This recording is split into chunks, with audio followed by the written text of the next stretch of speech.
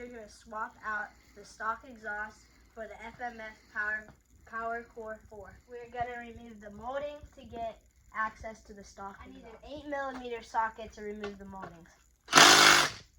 This should come off in one piece. Alright, I'm going to use a 12mm socket to remove all 4 of these bolts.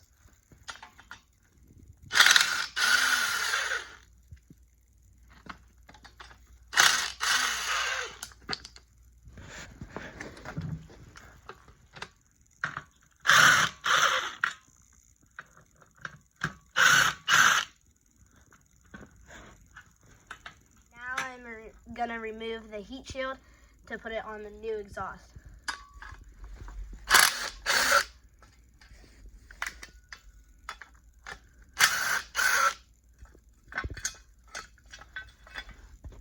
Here's the difference between the stock exhaust and the aftermarket exhaust. And the pipe, you can tell, are thicker.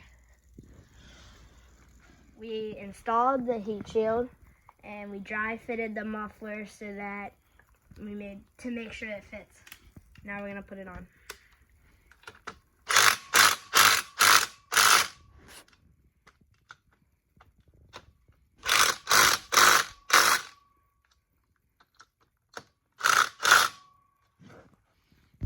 Now put the 10mm socket for the back.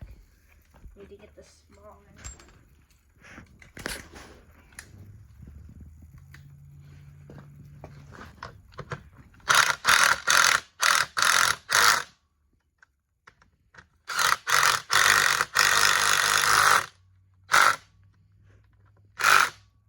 All the plastic.